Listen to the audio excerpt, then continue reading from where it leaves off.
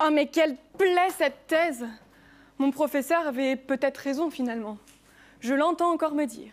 Écoute, travailler sur les plaies dites complexes, ça va être compliqué. Et puis, des traitements existent déjà, tu perds ton temps. Moi, perdre mon temps? Mais pas du tout.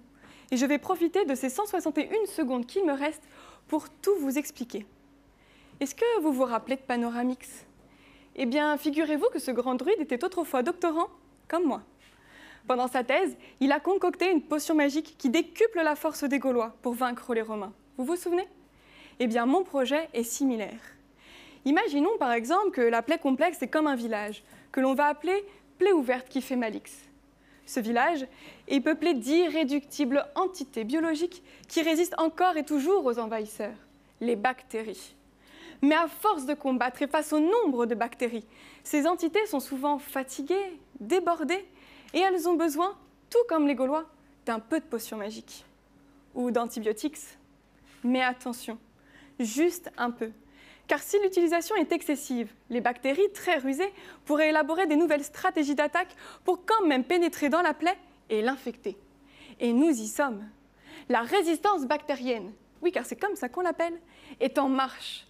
Et si dans 30 ans, on n'a toujours pas trouvé d'alternative aux antibiotiques, les bactéries pourraient gagner le combat et les maladies infectieuses redeviendraient la première cause de mortalité. J'ai bien fait de sortir de ma hutte, non? Et pourtant, vous savez, c'est pas faute de nous avoir prévenus. Les antibiotiques, c'est pas automatique, parlez-en à votre druide. C'était pour ça, oui, mais bon, rassurez-vous, je travaille activement depuis 2 ans à la recherche d'une solution. Et devinez où je l'ai trouvée? Eh bien, tout simplement à l'intérieur de nos corps. Je synthétise au laboratoire des molécules qui existent déjà dans nos organismes pour lutter contre les bactéries et cicatriser les plaies. On les nomme peptides. Mais je ne m'arrête pas là. Effectivement, depuis le début de ma thèse, je travaille avec une idée fixe. Créer un pansement intelligent pour pouvoir libérer directement sur la plaie le bon médicament au bon moment. Pour cela, je vais mettre d'un biomatériau qui compose majoritairement nos os, l'hydroxyapatite. Ce biomatériau me sert en fait de transporteur, car j'y accroche tout autour différents peptides. Antibactériens, procicatrisants, l'ensemble formant ce que l'on appelle des particules hybrides. Une fois la magie opérée, les particules hybrides vont être catapultées directement sur la plaie, lui laissant ainsi l'embarras du choix.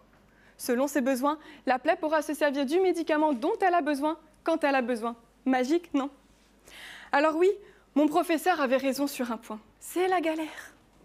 Mais voyez-vous, mon remède, c'est un peu l'assurance Tourix d'avoir une belle cicatrice. Alors mon alternative, elle vous plaît?